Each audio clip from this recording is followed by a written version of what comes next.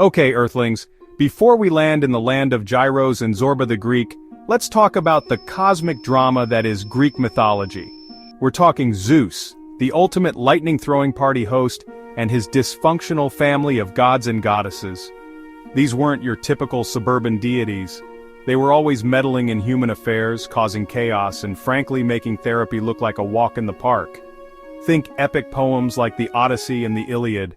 They're not just stories, they're like the original soap operas, full of love, war, betrayal, and monsters. And let's not forget the creatures, Cyclops, Minotaurs, and the Hydra. Talk about your awkward family reunions. These myths weren't just bedtime stories though, they were how the ancient Greeks explained the world around them, from the rising of the sun to the churning of the sea. They were also full of moral lessons, or at least cautionary tales about what not to do if you didn't want to end up on the wrong side of a vengeful deity. The truth is, the origins of Greece are shrouded in the mists of time, much like my telescope lens after a particularly close encounter with a black hole. But we do know that around the 8th century BC, these myths and legends began to solidify into a recognizable culture. This brings us to, well, you'll have to wait for the next section to find out.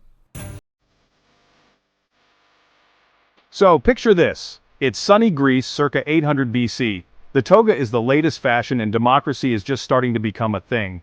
This is ancient Greece where independent city-states called poleis, that's police, not police, ruled the day. Think of them like the ancient Greek version of a city-state rivalry, only with more togas and fewer Twitter wars. Two of these city-states stand out: Athens and Sparta. Athens, the birthplace of democracy, was all about philosophy, art, and architecture. They were the deep thinkers, the debaters, the ones who'd rather build a beautiful temple than conquer their neighbors. Then there was Sparta. Spartans were the ultimate warriors, trained from childhood to be disciplined, fearless, and possibly the most ripped soldiers in history.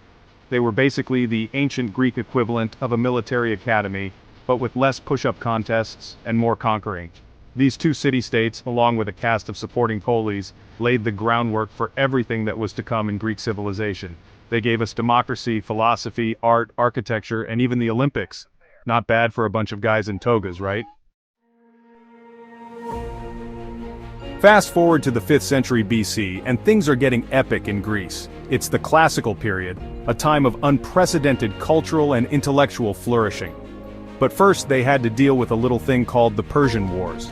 Imagine Xerxes, the Persian king with a serious case of empire envy, deciding to pick a fight with the Greeks, twice. It was like that annoying kid in school trying to copy your homework but ending up failing the test. The Greeks, despite their internal squabbles, united to defeat the Persians. Talk about a bad day for Xerxes. This victory ushered in the Golden Age of Athens, a period of incredible artistic, philosophical, and scientific achievement.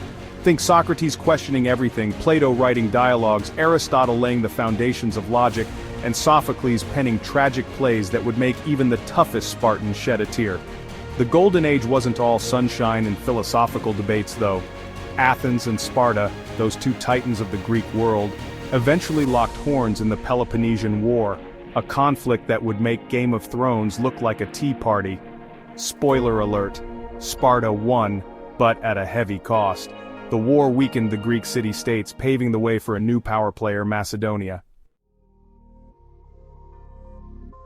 Enter stage left, Alexander the Great, the ambitious young Macedonian king with a penchant for conquering and a really bad haircut. By the age of 30, this guy had conquered more territory than a Roomba on a mission. He was like the ancient world's version of a conquering rock star, leaving a trail of conquered cities and bewildered historians in his wake.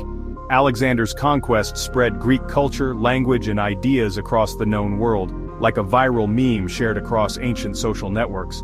This marked the beginning of the Hellenistic period, a vibrant fusion of Greek and Eastern cultures that stretched from Egypt to India.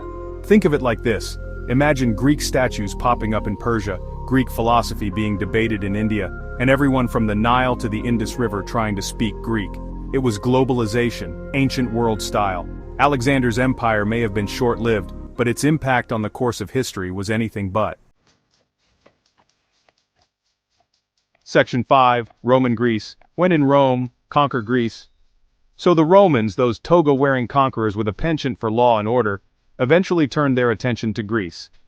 By 146 BC, Greece was officially a part of the Roman Republic, becoming a province within their ever-expanding empire.